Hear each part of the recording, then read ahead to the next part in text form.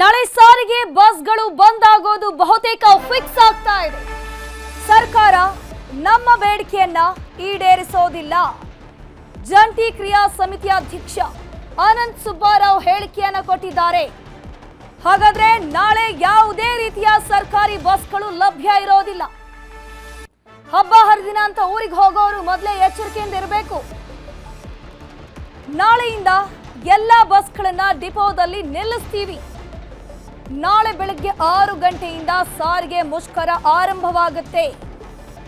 ಜಂಟಿ ಕ್ರಿಯಾ ಸಮಿತಿಯ ಅಧ್ಯಕ್ಷ ಅನಂತ್ ಸುಬ್ಬಾರಾವ್ ಹೇಳಿಕೆಯನ್ನ ಕೊಟ್ಟಿದ್ದಾರೆ. ಸಿಎಂ ಸಿದ್ದರಾಮಯ್ಯ ಕೂಡ ಇವರನ್ನ ಮನವೊಲಿಸುವಂತಹ ಕೆಲಸವನ್ನು ಕೂಡ ಮಾಡಿದ್ರು. ಸಭೆಯನ್ನ ಕರೆದ್ರು.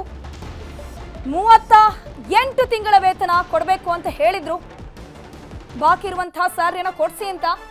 ಆದ್ರೆ 14 ತಿಂಗಳ ವೇತನವನ್ನು ಕೊಡಕ್ ನಾವು ಬದ್ಧರಿದ್ದೀವಿ ಅಂತ ಸಿಎಂ ಕೂಡ ಹೇಳಿದ್ರಂತೆ. ಸದ್ಯಕ್ಕೆ ಇದಕ್ಕೂ ಕೂಡ ಬಗ್ಗದಂತಹ ಸಾರಿಗೆ ಮುಖ್ಯಸ್ಥರು ಈಗ ಸಾರಿಗೆ ಮುಷ್ಕರಕ್ಕೆ ನಿರ್ಧಾರವನ್ನ ಮಾಡಿದ್ದಾರೆ. ಬೆಳಗ್ಗೆ 6 ಗಂಟೆಯಿಂದ ನಾಳೆ ಸಾರಿಗೆ ಬಸ್ಗಳು ಇರೋದಿಲ್ಲ.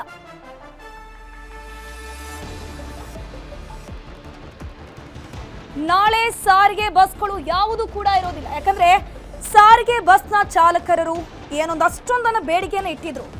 ಸರ್ಕಾರಿ ನೌಕರರಿಗೆ ನೀಡುವ ವೇತನಕ್ಕೆ ಸಮಾನ ವೇತನವನ್ನ ನಮಗೆ ಕೊಡಬೇಕು. ಜನವರಿ 1, 2024ರಿಂದ ವೇತನವನ್ನ ಜಾರಿಗೆಗೊಳಿಸಬೇಕು. ಸಿಬ್ಬಂದಿಗೆ 38 ತಿಂಗಳ ಬಾಕಿ ಹಣವನ್ನು ನೀವು ನೀಡಬೇಕು. 38 ತಿಂಗಳ ವೇತನ ಬಾಕಿ ಇದೆ. ಆ ಒಂದು ಹಣವನ್ನ ನೀವು ನೀಡಬೇಕು. ಅದರ ಜೊತೆಗೆ ಸರ್ಕಾರಿ ನೌಕರರಿಗೆ ನೀಡುವ ವೇತನಕ್ಕೆ ಸಮಾನ ವೇತನವನ್ನ ನಮಗೂ ಕೂಡ ನೀವು ನೀಡಬೇಕು ಅಂತ ನೌಕರರು ಒಂದಷ್ಟು ಬೇಡಿಕೆಯನ್ನ ಇಟ್ಟಿದ್ರು. ನಗದು ರಹಿತ ವೈದ್ಯಕೀಯ ಸೌಲಭ್ಯ ಬೇಕು. ಕ್ಯಾಂಟೀನ್ ವ್ಯವಸ್ಥೆ ಕೂಡ ನಮಗೂ ಬೇಕು. ನೌಕರರ ಮೇಲೆ ಹಾಕಿದಂತಹ ಕೇಸ್ಗಳು ಏನಿದೆ ಇವುಗಳನ್ನು ಕೂಡ ನೀವು ವಾಪಸ್ ಪಡಿಬೇಕು. ಅದರ ಜೊತೆಗೆ ಬಸ್ಗಳ ನಿರ್ವಹಣೆಗೆ ಖಾಸಗಿ ಗುತ್ತಿಗೆದಾರರಿಗೆ ಒಂದು ಸರ್ಕಾರಿ ಬಸ್ಗಳ ನಿರ್ವಹಣೆ ಏನು ಕೊಡ್ತಾ ಇದ್ದೀರಿ ನೋಡಿ, ಆ ಗುತ್ತಿಗೆಯನ್ನು ಕೂಡ ನೀವು ನೀಡಬಾರದು.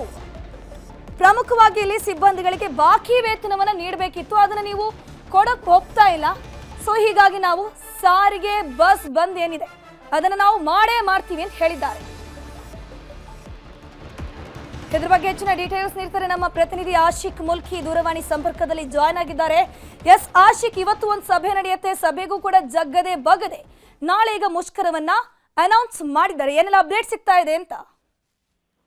ಹೌದು ಧನುಶ್ರೀ, ಸಾರಿಗೆ ನೌಕರರು ನಾಳೆ ಕರೆ ಕೊಟ್ಟಿರುವಂತ ಮುಷ್ಕರಕ್ಕೆ ಯಾವುದೇ ಕಾರಣಕ್ಕೂ ಕೂಡ ನಾವು ವಾಪಸ್ ಪಡೆಯಲ್ಲ ಅನ್ನುವಂತ ಒಂದು ಗಟ್ಟಿ ನಿರ್ಧಾರವನ್ನ ಈಗಾಗಲೇ ಮತ್ತೆ ಘೋಷಣೆ ಮಾಡಿರುವಂತದ್ದು. ಸದ್ಯಕ್ಕೆ ಶೇಷಾದ್ರಿಪುರಂನ ಸಾರಿಗೆ ನೌಕರರ ಕಚೇರಿಯಲ್ಲಿ ಮತ್ತೆ ಮುಖಂಡರು ಮತ್ತೆ ಸಾರಿಗೆ ನೌಕರರ ಜೊತೆ ಸಭೆ ನಡೀತಾ ಇರುವಂತದ್ದು. ಸಭೆಯಲ್ಲಿ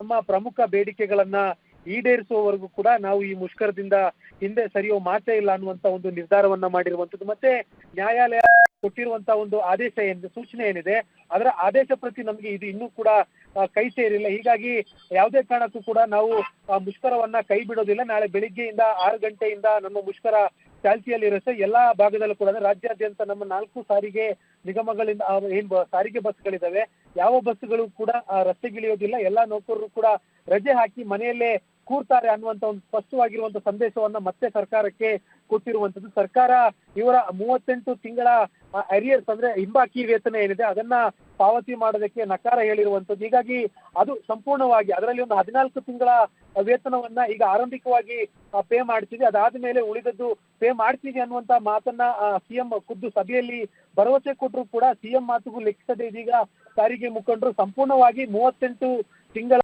ಅರಿಯರ್ಸ್ ಅಂದ್ರೆ ಹಿಂಬಾಕಿ ವೇತನವನ್ನು ಕೂಡ ನಮಗೆ ಕೊಡಬೇಕು. ಇದರ ಜೊತೆಗೆ ನಮಗೆ 2024ರಲ್ಲಿ ಜಾರಿಯಾಗಿರುವಂತ ಪರಿಷ್ಕೃತ ಸಂಬಳ ಏನಿದೆ ಆ ಪಟ್ಟಿ ಕೂಡ ಈಗ ಕೂಡಲೇ 1 ವರ್ಷದ ಅರಿಯರ್ಸ್ ಸೇರಿದಂತೆ ಜಾರಿ ಮಾಡಬೇಕು ಅನ್ನುವಂತ ನಿಟ್ಟಿನಲ್ಲಿ ಪಟ್ಟು ಹಿಡಿದಿರುವಂತದ್ದು. ನಾಳೆ 6 ಗಂಟೆಯಿಂದನೂ ಕೂಡ ನಾವು ಯಾರ ಮಾತಿಗೂ ಬಗ್ಗಲ್ಲ, ನಮ್ಮ ಬೇಡಿಕೆ ಈಡೇರುವವರೆಗೂ ಕೂಡ ನಾವು ಮುಷ್ಕರಕ್ಕೆ ಮುಂದಾಗ್ತೀವಿ ಅನ್ನುವಂತ ಒಂದು ಗಟ್ಟಿ ನಿರ್ಧಾರವನ್ನ ಮತ್ತೆ ಸಭೆ ಮಾಡಿ ಸಾರಿಗೆ ಮುಖಂಡರು ಮತ್ತೆ ನೌಕರರು ತೆಗೆದುಕೊಂಡಿರುವಂತದ್ದು. ಥ್ಯಾಂಕ್ ಯು ಆಶಿಕ್ ತಮ್ಮೆಲ್ಲ ಡೀಟೇಲ್ಸ್ಗಾಗಿ.